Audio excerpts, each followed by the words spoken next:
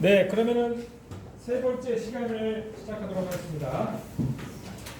세 번째 시간을 시작하도록 하겠습니다.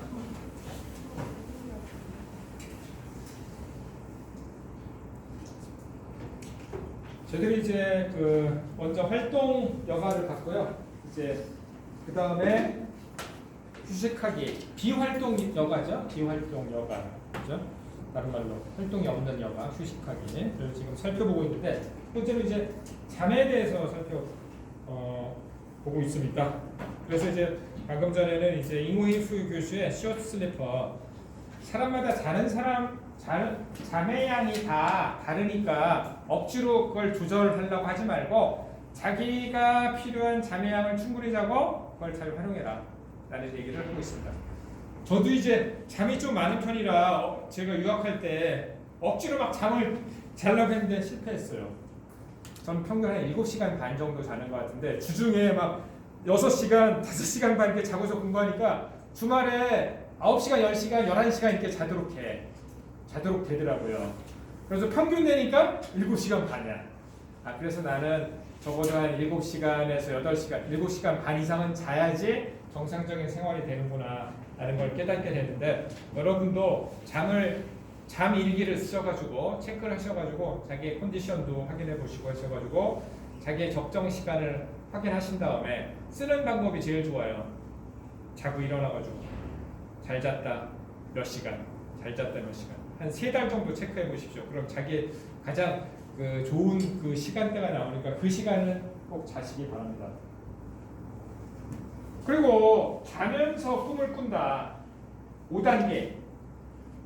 불교에서는 이제 3, 4단계에서도 생각을 진행한다고 이렇게 주장하고 있는데, 잠을 자면서 꿈을 꾼다는 것은 수면 중에 생각을 진행한다는 점을 시사합니다.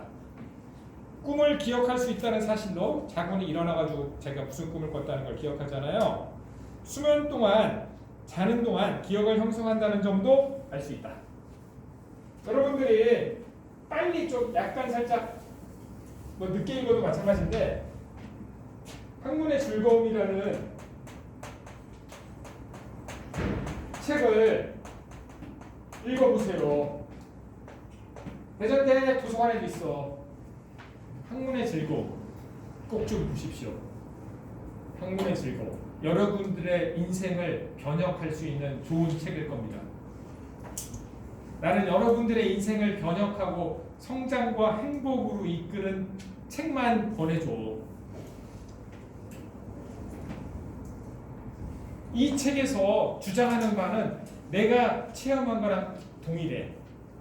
이 책은 일본 수학자 히로나카 헤이스케가 쓴 책입니다. 일본 수학자 히로나카 헤이스케가 쓴 책이에요. 필드상 수상자야. 4년마다 한 번씩 주는 수학계의 노벨상을 수상한 사람인데, 이 사람은 특이점 해소 이론이라는 수학계 50년 난제,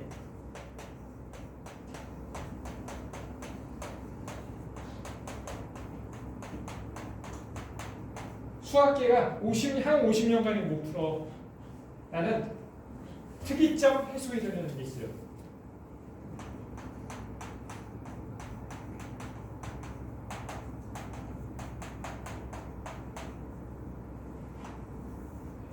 요거를 풀었어. 이 공헌을 인정받아서 필드상을 수상했습니다. 특이점 뭐냐? 여러 가지 특이점이 있을 수 있는데, 여기서의 특이점이라 하면 여러분들이 청룡열차를 타봤을 거예요. 청룡열차 이렇게 왔다 갔다 이렇게 돼 있는데, 한쪽에서 빛을 비치면 교차점 이렇게 겹치는 곳이 있잖아요. 그죠? 한쪽에서 빛을 비치면 겹치는 곳이 몇 개 있을 수 있는데, 이런 겹치는 곳이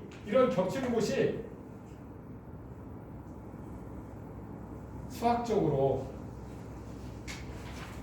이 겹치는 곳이 수학적으로 해소된다라는 주장입니다.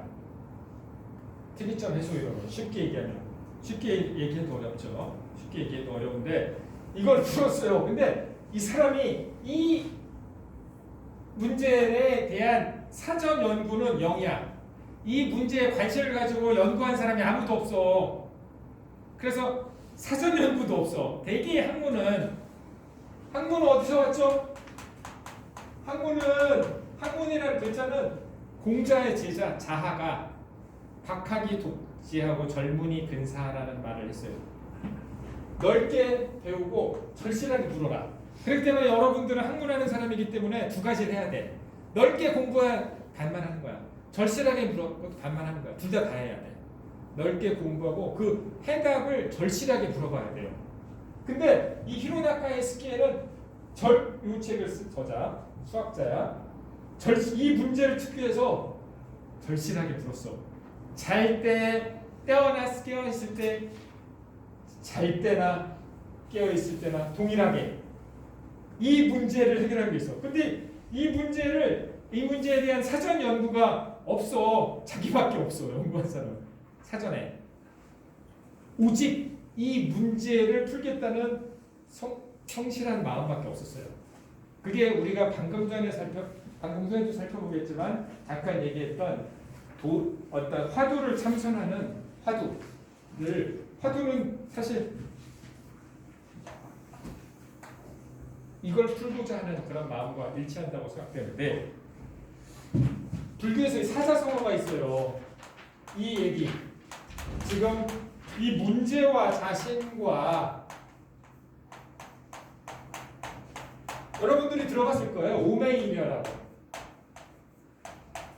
문제와 자신과 일치가 되는 거야. 이 문제를 해결하기 위해 가지고 잘 때나 깨어 있을 때나 이 문제와 자신을 일치시키는 거야. 오는 깨어 있을 때, 매는 잠잘 때 똑같다. 깨어 있을 때나 잠잘 때나 그 문제를 생각하는 거야. 몰입이죠. 칙센트리아가 얘기했던 것처럼 몰입. 그 문제 몰입하는 거야. 그거에 관심 갖는 사람도 없어. 내가 이 문제를 연구하고 있다고 하면 다 왕따시켜. 왜? 뭐 풀리지도 않는 문제. 왜 그걸 하고 있냐? 학회를 간다든지 어디 누구를 만나도 얘기가 안 돼. 다 왕따야. 그 관심을 갖죠. 본인만 생각해. 근데 그거를 풀었어. 8년인가 만에 풀었어요. 그래서 그 공로를 수학계에서 누구나 인정을 해가지고 필드상을 줬습니다. 필드상을 탄 사람인데 한번 읽어보십시오. 좋은 책이야. 이 책 안에 그런 게 나와. 자면서 공부하는 게 나와요.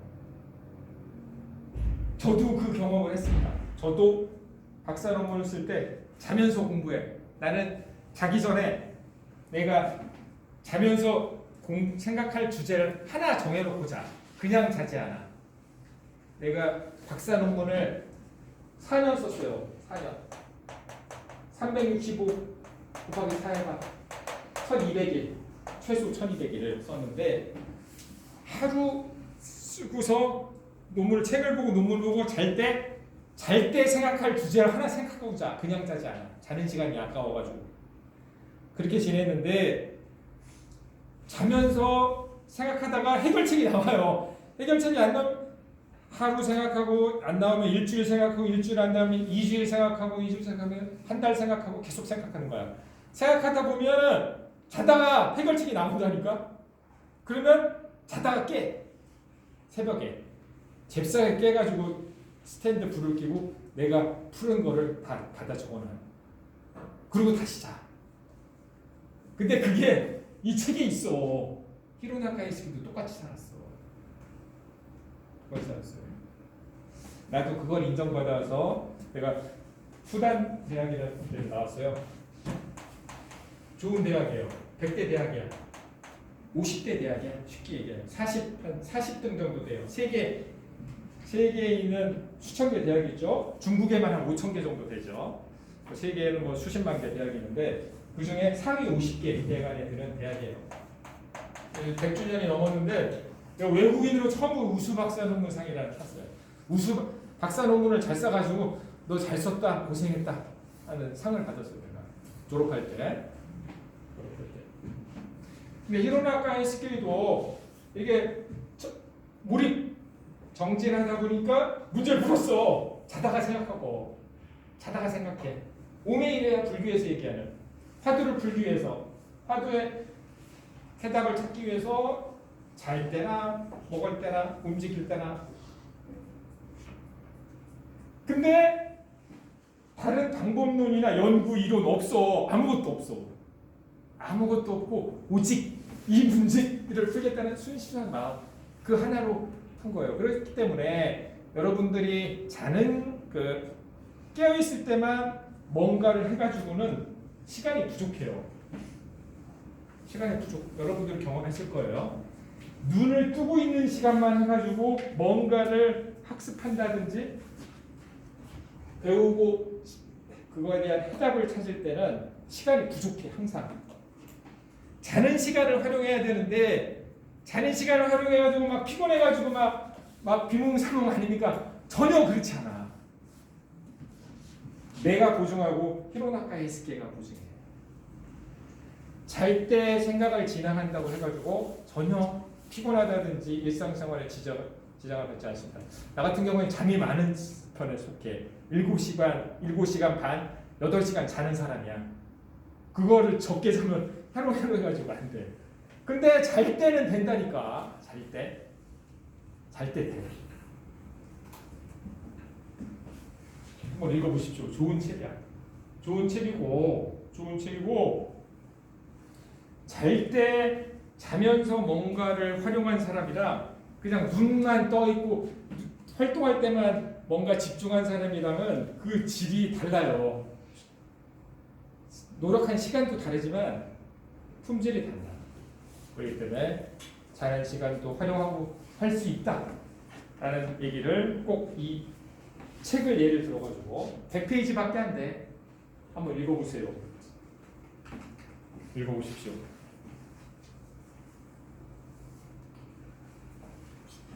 그러면 자문 이 정도 하고 그 다음에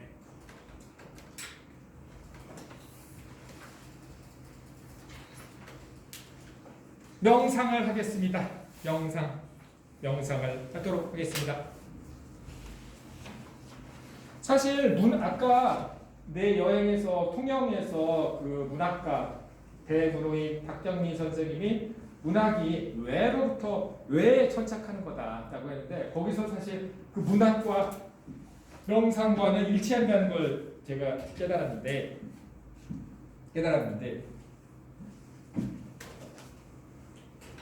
명상은 무언가에 마음을 집중시키는 일이야. 히로나카 헤이스케는 특이점 해서 이러는데 8년 동안 집중했어.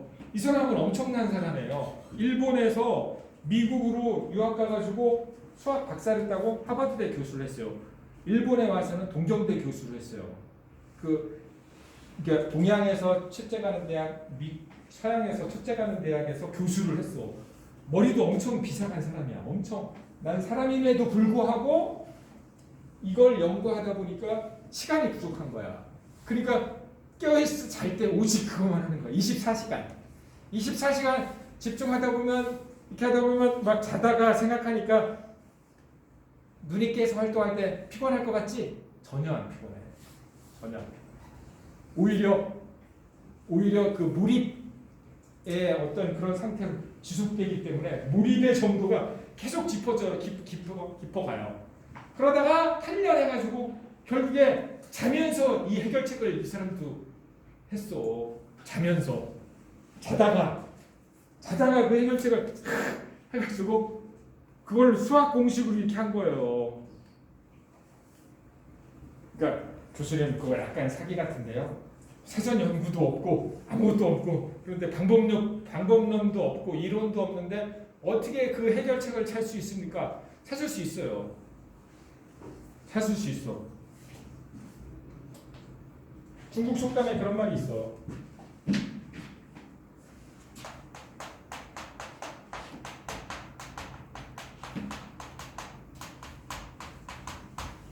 天上 구신이라는 말이 있어. 이게 무슨 얘기냐면 하나님 혹은 신은 고심, 뭔가의 문제를 해결하기 위해서 뭐 집중한다든지 아니면 몰입하는 거죠. 그런 사람을 배신하지 않는다는 속담이 있어. 배신하지 않는다. 뭔가를 집중해서 하다 보면 그거에 대한 결과가 반드시 있다니까. 명상은 두 가지 형태가 있어요. 집중 명상과 관찰 명상이야. 집중 명상은 사마타지 버머야. 인도만. 옛날 고대 인도. 비파사나는 이것도 버머야. 관찰 명상이라고 그래. 마음챙김 명상이라고 그래. 집중 명상은 주의를 지속적으로 한 곳에 집중하는 방법. 흔들리지 않는 평온한 방법으로 경험 및 개발이 목표이다.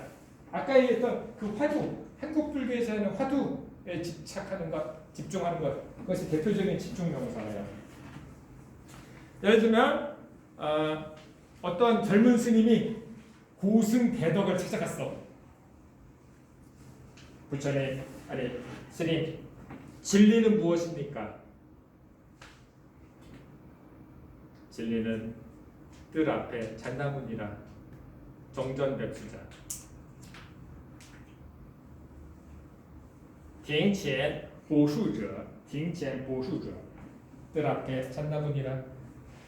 진리를 물었는데 왜 뜰 앞에 잣나무라고 하였을까? 이게 화두야. 그 화두를 깨우치기 위해서, 화두의 답을 알기 위해서 하는 것. 그게 집중 명상이야. 쉽게 얘기하면. 혹은 이 먹고 아까 성철 스님 그 유저하고 갔었는데 통영에 소개를 했었는데 성철 스님이 자주 주었던 화두는 제자들에게 준 화두는 시신마 화두가 뭐예요? 시신마. 이 먹고 이것이 무엇인가? 시신마 화두야. 시신마. 是什么? 是什么? 시신마 화두. 뭐냐면 내가 밥 먹으러 갈 때 이렇게 걸어가서 돈 내고 밥 먹고 잘 때 디비 자고 이런 내가 뭐지? 정신이 난가 몸이 난가 둘 다 난가 이렇게 나에 대해서 무엇인가라고 보는 것 그것도 화두의 일종이에요. 화두의 일종입니다. 그런 것이 집중 명상이야. 사마타. 여러분들이 삼매라는 말을 들어봤잖아요. 집중 삼매. 이 삼매가 사마타를 중국어로 번역한 거야. 사마타를. 그리고 관찰 명상. 비파사나는 고대 인도어인데 비파사나 고대 인도어인데 사념처야. 사념처를 번역한 거야.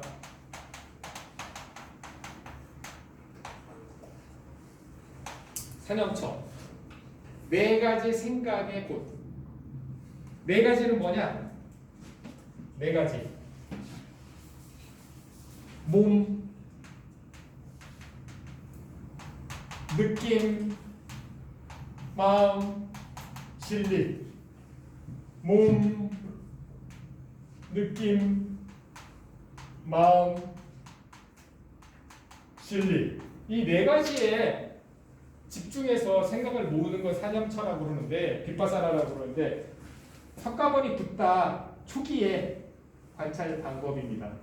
두 가지가 있어.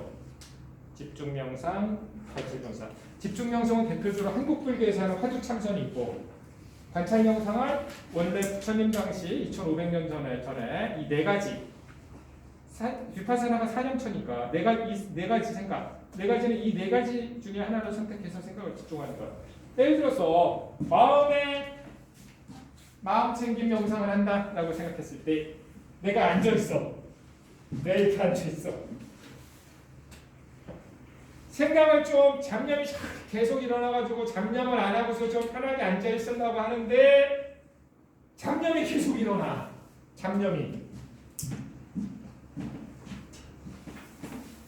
여러분들이 서산대사 임진왜란 때 서산대사 공을 세우신 서산대사가 쓰신 선가구감이라는 책이 있어요. 선가구감에 보면 사람은 1초에 똑딱할 때 75개의 잡념이 일어났다 사라졌다 일어났다 사라졌다고 합니다.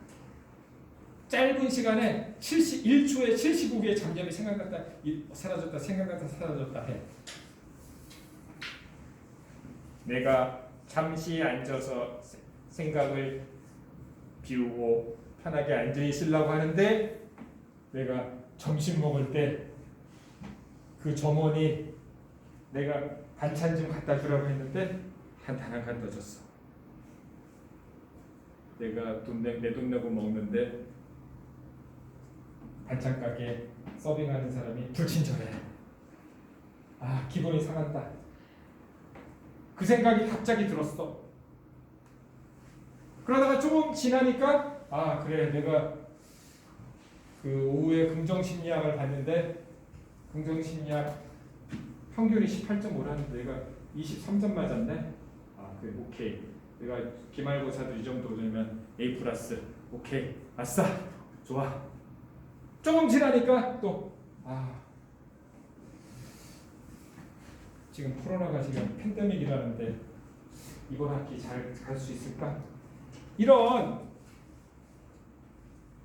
생각이 시간이 갈수록 이렇게 계속 올라가요. 계속 이 생각이 저 생각이 이렇게 생각이 일어났다 사라졌다, 일어났다 사라졌다, 일어났다 사라졌다.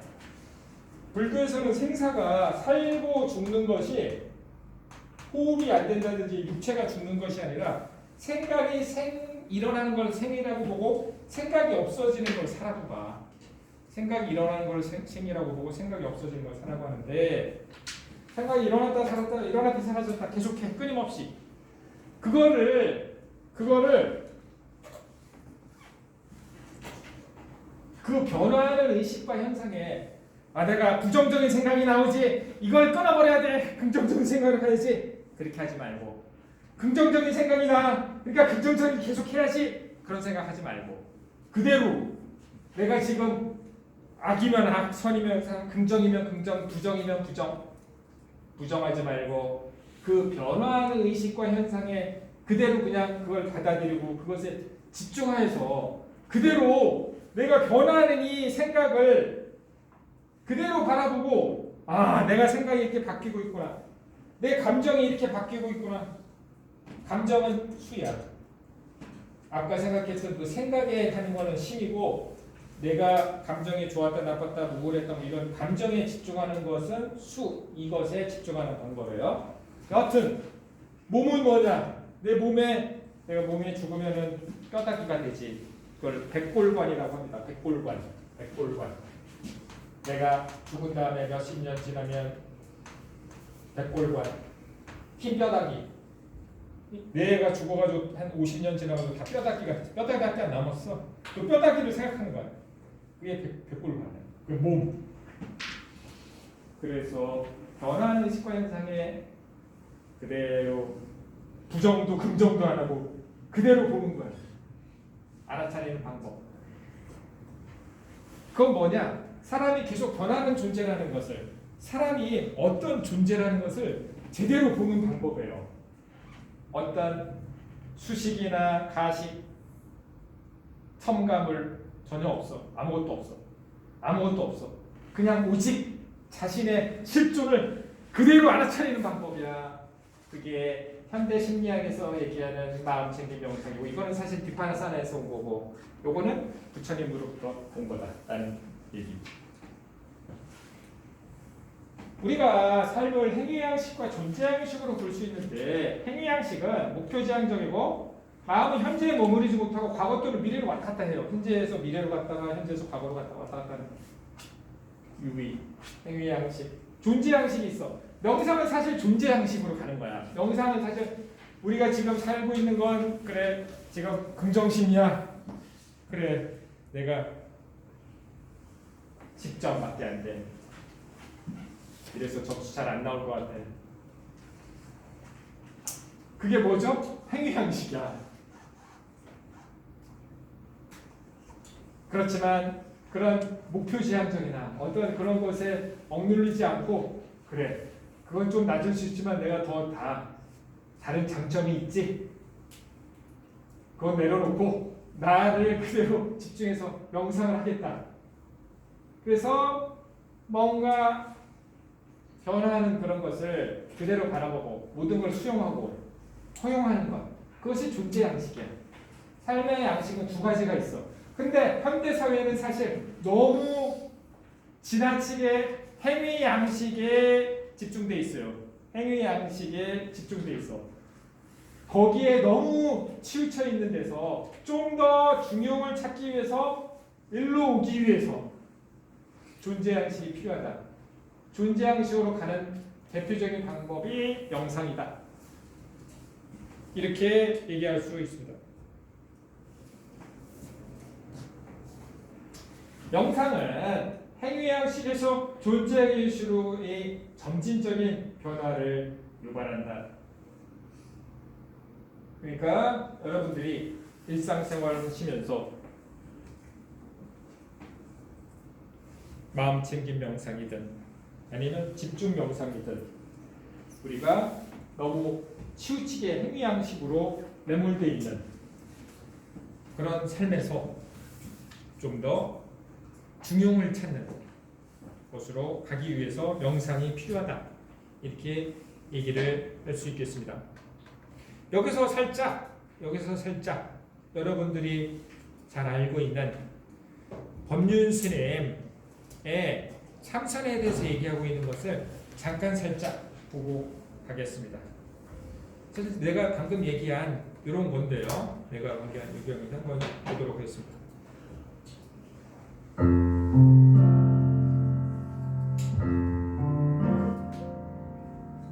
고민보다도 궁금해서 그런데 네. 참선이 네. 뭔가요? 명상이랑 같은 건가요? 그리고 또 마음을 찾고 싶다, 마음을 꼭 붙여라고 하는데 참선으로 마음을 찾을 수 있나요? 말이 좀 많은데. 참선을 하면, 명상을 하면 마음을 찾을 수 있는지, 마음을 찾으려면 어떻게 해야 되는지, 생각이랑 마음이랑 생각이 곧 마음인지, 마음이 이겨야 된다는데 그 마음을 마음은 늘 작용하는데 그걸 뭘 이렇게 찾으려고 뭐 이렇게 생각- 안 찾아도 저절로 늘 일어나고 있는데 참선을 왜 하려고 하는데? 마음을 찾고 싶어서. 마음을 왜 찾으려고 하는데? 그러니까 생각들을 다스릴 수 있을 것 같아가지고. 그러면 생각을 다스리면 되지. 그러니까 그 생각을 다스리는 게 뭔가요? 그럼 무슨 생각을 다스리고 싶어요? 잡생각 같은 거. 잡생각. 안 좋은 생각. 안 좋은 생각. 예. 안 좋은 생각 그거는 이 정신 구조상 저절로 떠오르도록 돼 있어요. 떠오르는 거 떠오르도록 내버려 두면 돼요. 그러니까 스님들은 참선 같은 거 하잖아요. 네. 그럼 참선은 그 일반인들은 잘 못하요. 할 수 있죠. 근데 그런 걸 할 수 있는 그런 걸 알고 싶어. 알고 싶은데 근데 왜 알고 싶느냐 물어보잖아. 왜 알고 싶지? 그냥 마음을 닦고 싶어서. 그런 이제 막연한 생각 갖고 섞여 있어야지. 끝도 안 났어요. 그게 자기가 볼 때는 뭐 참선을 어떻게 합니까? 이런 물으면 굉장히 고상한 것 같지. 하나도 고상한 게 아니에요. 고사하는 게 아니라 어떤 신앙이 있어야지 살아갈 수 있을 것 같아. 그러니까 어떤 그럼 그 토끼는 어떻게 살고 다람쥐는 어떻게 살아요? 토끼도 잘 살고 다람쥐도 잘 사는데. 그러니까 그 황당한 생각한다고 내가 처음부터 얘기하잖아. 토끼도 잘 살아요. 아무도 없이. 다람쥐도 잘 살고. 이 세상에 종교 없이도 사람, 대한민국 사람 중에 절반이 종교가 없어요. 그래서 정신병도 많이 생기는 거 아니에요? 그건 종교 문제가 아니에요. 자기 지금 종교 믿는 태도가 그렇기 때문에. 그런 사람이 하나님이 궁금해가 교회 다니나 참선이 궁금해가 절에 오나 아무 차이가 없어요. 자기 삶이 똑같기 때문에. 제가 이제 이렇게 던지는 이유는 사람들이 이런 말이에요. 기도 어떻게 해요? 참선 어떻게 해요? 이렇게 보통 묻잖아. 그죠? 근데 왜 이거를 그럼 이렇게 합니다. 기도 이렇게 합니다. 이렇게 얘기해 주면 되지. 스님 왜 뭐 때문에 기도하려고 그래? 뭐 때문에 참선하려고 그래? 이렇게 묻는 이유는 우리가 인생을 너무 이렇게 남 따라 사는 게 너무 많다. 이게 남 따라 사는 게. 길 가는 사람이 그냥 너 하나님 안 믿으면 지옥 간다 이러면 덜컥거리나 진짜 지옥 갑니까? 이렇게 길 가는 사람 얘기 다 듣고 뭐 어디 책에 있는 한 구절 얘기 다 듣고 남 뭐 하는 거 다 보고 그래가지고 이걸 사는 게 이 정신없는 인생이다 이게. 그 사람이 뭐라 그러든 그게 무슨 상관이에요. 그 사람이 뭐라 그러든 응? 당신 하나님 안 믿으면 지옥 갑니다 하고 네 감사합니다 이러면 되지 그냥. 그게 두렵고 뭐가 있어. 그게 그 사람 문제가 아니에요. 자기가 정신이 없으니까 그런 말에 다 이리 휘청되고 저리 휘청이 된다. 남 기도하니까 남 장에 가면 던지고 장에 간다는 식으로. 그러니까 기도를 어떻게 해야 되느냐 물으면 내가 왜 하려는데 이런 물으면 그럼 좋다니까 이래. 그럼 지금 안 좋나? 이러면 좋아요 이래. 근데 왜 하니? 하면 좋다면요. 그래 네 안 좋다는 얘기야. 그럼 아니요 좋아요 이래. 그 이게 뭐 죄정시 아니요. 그 제가 그 묻는 질문에 사전적으로 한두 마디 하는 건 간단한데 이렇게 하는 건 자기 보고 좀 정신 차려라 이 얘기요. 남이 장에 가면 던지고 장에 가듯이 그렇게 따라다니지 마라. 자기 정신 좀 차려서 임해라 이 말이에요. 스님들 참선한테 나도 해야 되나? 그건 따라다니는 거예요. 따라다니는 거. 차라가 다 참선해도 일반인들이 안 하면 돼요. 정신 차리려면 어떻게 정신을 차려? 자기 지금 뭐가 헷갈려요? 자기 삶에서 뭐가 지금 헷갈리는지 다 물어봐요. 자기 삶에서 지금 뭐가 크게 지금 문제예요? 아무 문제가 없어요. 네. 아무 문제도 없어요. 네. 근데 점점 뭐 하려고 그래요? 아무 문제도 없는데. 일반 사람들이 겪는 막 그거 짜증 나고 막 이런 거 있잖아요. 문제의 본질적인 안에서 거. 막 나오는 짜증이 난다 이거지. 툭툭 털어놓고 싶은데 그러니까 질문이 스님 나 맨날 짜증이 나는데 짜증이 안 내려면 어떻게 하면 돼? 이래 물으면 간단하지. 네.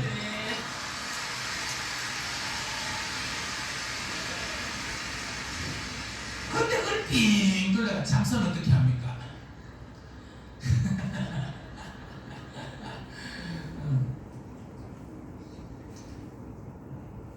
사람은 누구나 다 짜증을 내요.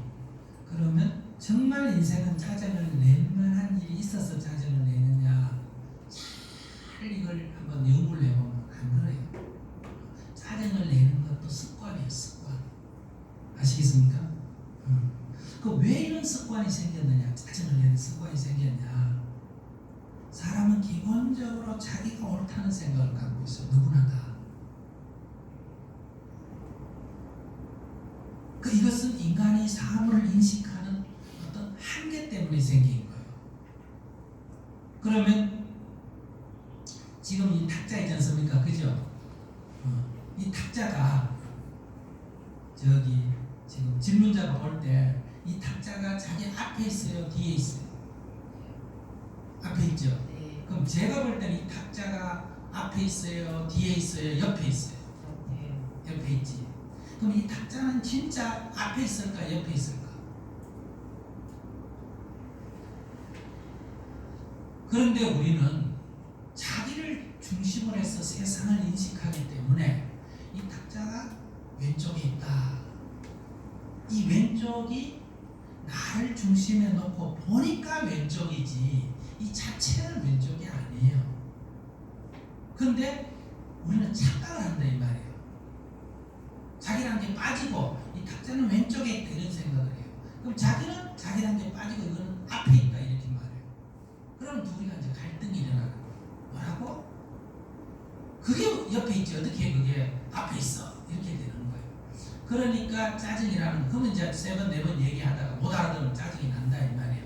그럼 짜증은 내가 옳다는 생각에 사로잡힐 때 일어나는 거예요. 근데 우리는 오랫동안 자기를 기준으로 해서 사물을 보니까 항상 자기가 옳아요. 부지간에도 자기가 옳은 거 이걸 이제 옛날 속담에서는 뭐라 그래요?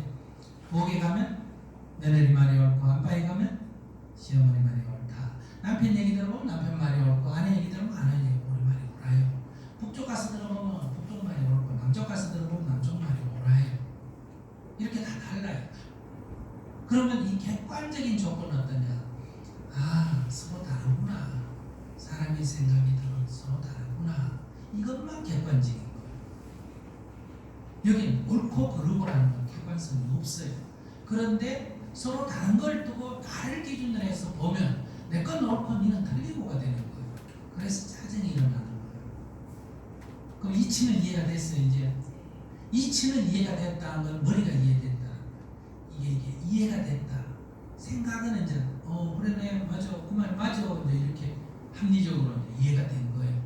그런데 이 오랫동안 나를 중심으로 해서 이 반응하는 이거는 한 번도 아니고 두 번도 아니고 태어나서 지금까지 수천 수만 번 반복된 거기 때문에 습관화돼 있어요. 그래서 아주 딱 보면 이 틀렸다 이게 자동으로 일어나. 이 머리가 이거 통제하기 전에 마음이 먼저 딱 반응을 해버려요. 그래서 짜증이 확 일어날 때는 자기 중심, 내 생각이 옳다는데 사로잡혀 버리는 거예요. 근데 그걸 내가 못 알아채요. 성질을 확 내놓고 나중에야 내가 화를 냈구나 이렇게 나중에야 겨우 알아차린다 이 얘기예요. 그래서 저희가 짜증을 안 내려면, 짜증을 적게 내려면 이제 자기 속에 어떤 암시를 줘야 되느냐. 내 생각이 옳다 할 것이 없다. 머리로 이해된가 있잖아, 그죠? 이걸 계속 자기한테 암시를 줘야 돼요. 이렇게 생각해도 이게 자동으로 반응하니까. 그럼 이걸 반복해서 암시를 주면 이 무의식 세계에서 내가 옳다 하는 의식하고 계속 내가 옳다 할 것이 없다는 거하고 이게 반반 이게 상충되면서 내가 화를 팍 내다가도 그만 내가 또 짜증을 내네 하고 그걸 알아차리고 그러면 내려가게 돼요. 그럼 이런 연습을 계속하면 그 짜증을 고칠 수가 있어요. 그런데 이제 수련 같은 데 가서 굉장히 그것을 깊이 있게 이렇게 스님이 설명하는 정도가 아니고 그걸 굉장히 깊이 이렇게 체험을 해버리면 이게 훨씬 고치기가 쉬워져요. 그걸 고치면 되지. 그러니까 그게 명사이냐 참사이냐 이게 중요한 게 아니에요. 기도냐 이게 중요한 게 아니다. 그러면 참사이란 뭐냐 하면 나라고 하는, 우리가 늘 살아가면서 나 하지 않습니까? 그죠? 나라고 하는 이것이 무엇인가, 이걸 참고 연구를 해야 돼요. 나라고 하는 이것이 무엇인가. 화를 벌컥 내면 누가 화내는가? 내가 뭔데? 뭐가 니고? 이렇게 계속 그것을 탐구하는 걸 참사이다 이런 말이에요. 근데 그거는 스님이고 아니고 무슨 관계 있어요? 절에서 하든 집에서 하든 무슨 관계 있고, 앉아서 하든 서서 하든 그게 무슨 관계 있겠어요? 문제는 그것을 계속 탐구를 하느냐 안 하느냐의 문제지. 하면 답을 얻을 것이고, 앉아서도 안 하고 머리 깎아도 안 하면 딴짓하면 딴 생각하면 못 얻을 것이고. 스님하고 아닌 거하고 아무 관계가 없어. 교회 다니면서 해도 되고 종교 없이 해도 되고.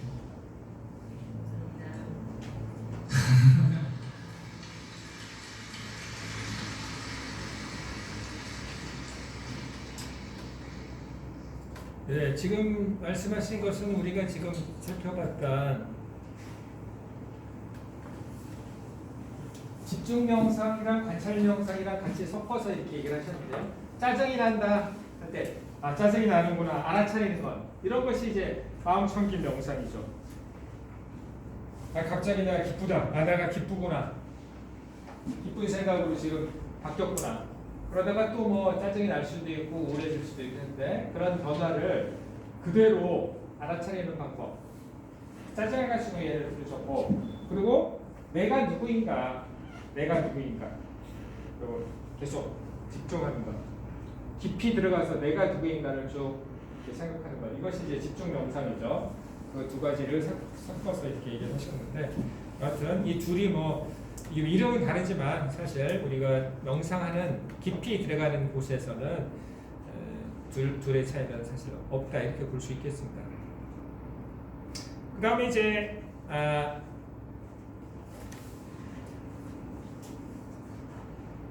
독서를 보도록 하겠습니다. 독서. 우리가 이제 잠을 봤고요. 솔직하게 잠, 그리고 명상, 세 번째 독서입니다. 올바른 삶을 보여주고 인도해주는 정신적 행위고 정서적 체험, 교양적 체험이다. 영감, 정보, 보람, 치유 뭐 이런 걸 준다는 거죠. 그 다음에 마지막으로 우리가 이제 활동하기랑 그리고 휴식하기를 살펴봤고, 세 번째로 향유하기를 살펴보겠습니다. 향유하기.